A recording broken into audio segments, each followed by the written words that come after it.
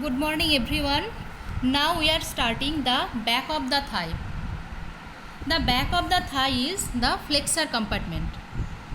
It is situated just below the lower limit of the gluteal region up to the back of the knee. Then the boundaries of the back of the thigh. The floor of the back of the thigh is formed by the adductor magnus muscle and the vastus lateralis muscle. The vastus lateralis muscle is covered by the lateral intermuscular septum and it separates the flexor compartment to the extensor compartment. Then the posterior intermuscular septum separates the flexor compartment to the adductor compartment.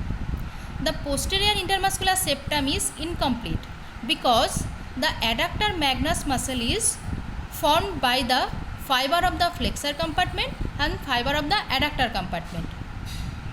Then the floor of the roof of the back of the thigh. The roof of the back of the thigh is formed by the fascia lata. Then the content of the back of the thigh. The content of the back of the thigh, the hamstring muscles, then the short head of the biceps femoris muscle, the sciatic nerve, the posterior femoral cutaneous nerve, and a chain of the vascular anastomosis which is situated back to the adductor magnus muscle. The hamstring muscle. The hamstring muscles are the semimembranosus muscle, the semitendinosus muscle, the long head of the biceps femoris muscle, and the ischial fiber of the adductor magnus muscle. The hamstring muscles are, see there, the biceps femoris muscle. This is the long head of the biceps femoris muscle. Then this is the semitendinosus muscle. This is the semimembranosus muscle, and this muscle is the adductor magnus. These hamstring muscles are arises from the ischial tuberosity, and they are inserted the tibia or the fibula. They are supplied by the tibial division of the sciatic nerve. They are flexor of the knee joint and extensor of the hip joint. Then the semimembranosus. The semimembranosus muscle arises from the ischial tuberosity, just upper and lateral part of the quadrilateral area of ischial tuberosity. The upper part of the semimembranosus is flat, so this muscle is called the semimembranosus. The proximal part also is membrane, so this muscle is called the semimembranosus. The semimembranosus muscle descends downward and it is attached to the tibia.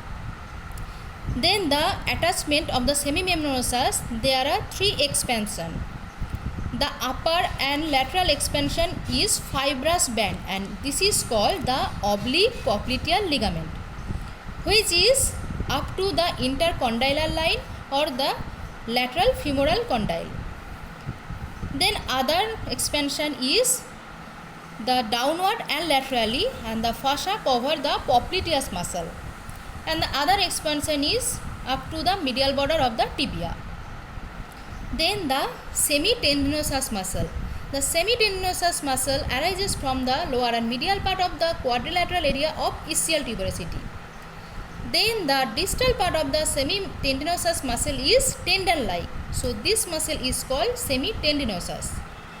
Then the semitendinosus muscle is attached to the tibia and behind the sartorius and gracilis, and these are called the pes and serenus. Then the long head of the biceps femoris. The long head of the biceps femoris arises along with the semitendinosus muscle. Then the long head of the biceps femoris fused with the short head of the biceps femoris and form a tendon. The tendon is attached to the fibula, the head of the fibula. Then the adductor magnus muscle. The ischial fiber of the adductor magnus muscle arises from the inferolateral part of the ischial tuberosity. Then the muscle descends downward and it is attached to the adductor tubercle. Then these muscles are supplied by the tibial division of the sciatic nerve, and they are flexor of the knee joint and extensor of the hip joint. Then the other content of the back of the thigh is the posterior femoral cutaneous nerve. The posterior femoral cutaneous nerve It is situated vertically downward along the middle line of the back of the thigh, and it is situated just below the deep fascia and superficial to the long head of the biceps femoris. After piercing the popliteal fossa, the nerve supply the upper part of the leg, and in the back of the thigh, this nerve below the fascia they are separated, or they give the other branch, and the cutaneous branch supply the back of the thigh. Then the sciatic nerve. The sciatic nerve is present in the back of the thigh. They come just below the gluteus maximus, and it is situated just below to the long head of the biceps femoris and above the adductor magnus muscle. And here up to the popliteal fossa, these sciatic nerve divide into two parts, the tibial part and the common peroneal nerve. The tibial part of the sciatic nerve supply the hamstring muscle. Thank you.